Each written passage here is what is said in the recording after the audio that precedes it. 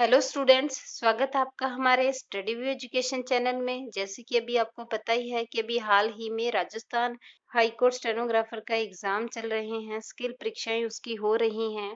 तो उसके अंदर जो स्पीड को है डिक्टेशन लिखवाते वक्त तो उसको ऊपर नीचे कर रहे हैं, 70 से 80 तक पर खींच के लेके जा रहे हैं और 70 से थोड़ा कम भी कर रहे हैं। तो उसी पैटर्न पर आधारित अपन भी जो है अभी उसी की प्रैक्टिस करेंगे।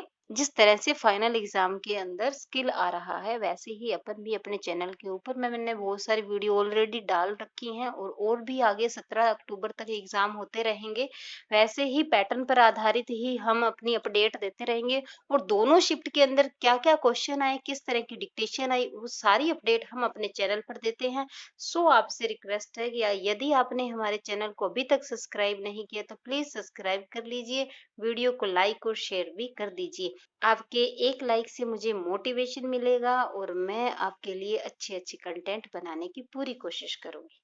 डिक्टेशन स्टार्ट होगी 3 सेकंड बाद। Ready, start.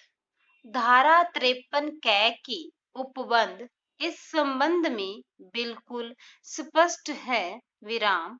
इस वाक्य से यह स्पष्ट हो जाता है कि जहां की कोई व्यक्ति किसी स्थावर संपत्ति को प्रतिफलार्थ अंतरित करने के लिए अपने द्वारा या अपनी ओर से हस्ताक्षरित लेखबद्ध ऐसी संविदा जिससे उस अंतरण को गठित करने के लिए आवश्यक निबंधन युक्ति युक्त निश्चय के साथ अभिनिश्चित किए जा सकते हैं। पैरा, इस प्रकार संपत्ति अंतरण अधिनियम 1882 की धारा 53 कै के उपबंधों का स्पष्ट परिशीलन करने से यह स्पष्ट होता है कि अंतरणकर्ता द्वारा या उसकी ओर से हस्ताक्षरित लेखबद्ध ऐसी संविदा जिसे गठित अंतरण करने के लिए आवश्यक निबंधन अभिनिश्चित किए जा सकते हैं। कब्जे में रहने वाला कोई व्यक्ति संविदा के भागिक सिद्धांत के आधार पर अपने कब्जे की प्रतिरक्षा उस व्यक्ति के विरुद्ध कर सकता है जो ऐसी स्थावर संपत्ति में एक धारित करता है, विराम। पक्षकारों में से किसी के भी द्वारा ऐसा कोई मामला स्थापित नहीं किया गया है कि अभिकथित अंतरणकर्ता द्वारा कोई हस्ताक्षरित लेखबद्ध किया गया था और प्रतिवादी द्वारा मात्र मौखिक करार को साबित करने की इप्सा की गई है। अतएव धारा 53 कै का प्रश्न ही नहीं उठता है, विराम। पक्षकारों के बीच मौखिक करार के अस्तित्व के बारे में कोई विवादक नहीं है जिसे उस बाद में पक्षकारों के बीच विनिश्चित किया जाना अनिवार्य था, जिससे यह अपील उद्भूत हुई है, विराम।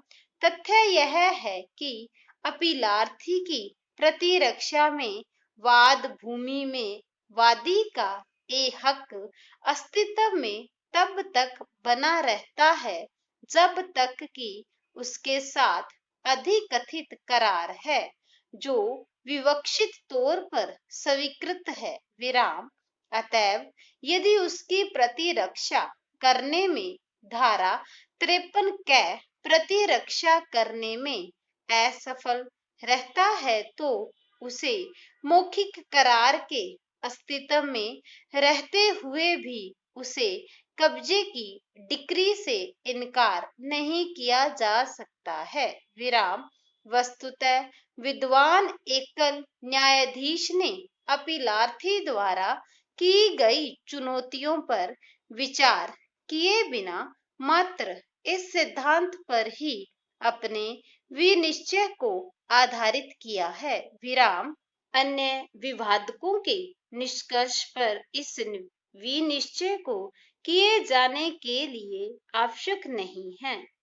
पैरा वर्तमान परिस्थितियों में, जैसा कि हमने उल्लेख किया है, वर्तमान कार्यवाहियों में प्रतिवादी अपीलार्थी ने अभिकथित मौखिक करार को लागू कराने के अपने उपचार के लिए विनिर्दिष्ट पालन की डिक्री की इप्सा की है और पूर्ववर्ती गठित संस्थित बाद में मौखिक करार के अस्तित्व के बारे में विवादक के लंबित रहने का कोई अभिभाक नहीं किया है।